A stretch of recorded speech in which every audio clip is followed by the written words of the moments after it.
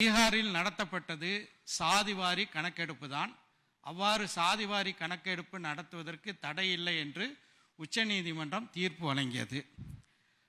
அந்த அடிப்படையில் சாதிவாரி கணக்கெடுப்பின் அடிப்படையில் இடஒதுக்கீடை 65 விழுக்காடாக பீகார் அரசு உயர்த்தியது.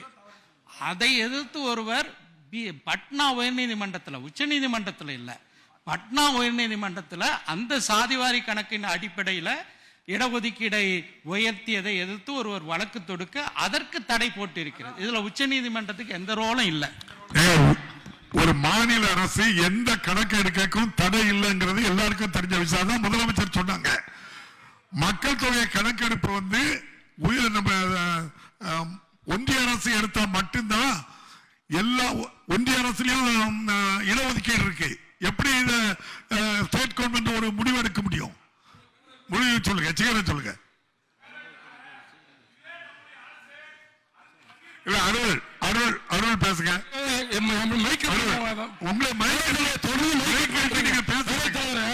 இப்ப மாண்புமிகு பேரவைத் அவர்களே, சட்டத்துறை அமைச்சர் அவர்கள், மாண்புமிகு பேரவைத் தலைவர் அவர்களே, வன்னியர் சமுதாயம் கொண்டு வந்த 10% இடஒதுக்கீடு குறித்து உச்ச நீதிமன்றம் ஒரு தீர்ப்பை தந்தது. அந்த தீர்ப்பிலே அந்த சமுதாயத்தை சார்ந்த கல்வி, வேலைவாய்ப்பு, பொருளாதார மேம்பாடு போன்ற தரவுகளை ஆராய்ந்து இடஒதுக்கீடு வழங்கப்பட வேண்டும் என்கின்ற தீர்ப்பை உச்சநீதிமன்றம் தந்தது. மாண்புமிகு தமிழ்நாடு முதலமைச்சர் அவர்கள் அந்த தீர்ப்பினுடைய அடிப்படையிலே நீதியரசர் பாரதிதாசன் கமிஷனுக்கு கல்வி, வேலைவாய்ப்பு போன்ற தரவுகளை உடனடியாக இந்த அரசை மாண்புமிகு தமிழ்நாடு முதலமைச்சர் அவர்கள் அந்த தரவுகளை தந்துவிட்டார். பொருளாதார மேம்பாடு குறித்து ஜாதிவாரி கணக்கெடுப்பின் அடிப்படையிலே தான் நாம் அங்கே அவர்களுக்கு அந்த புள்ளி விவரங்களை தர முடியும். ஜாதிவாரி கணக்கெடுப்பு என்பது ஒன்றிய அரசினுடைய சென்சஸ் எடுக்கின்ற பொழுது அவர்கள் சேர்த்து எடுக்க வேண்டும். 2021ஆம் ஆண்டு சென்சஸ் இன்றைய வரைக்கும் அவர் எடுக்கப்படாமல் இருக்கிறது. எனவே 2021ஆம் ஆண்டு சென்சஸை உடனடியாக எடுத்து, மக்கள் தொகை கணக்கெடுப்பை உடனடியாக எடுத்து அதோடு சேர்த்து ஜாதிவாரி கணக்கெடுப்பையும் எடுங்கள் என்றுதான் மாண்புமிகு முதலமைச்சர் அவர்கள் ஒன்றிய அரசுக்கு கடிதம் எழுதியிருக்கின்றார்கள்.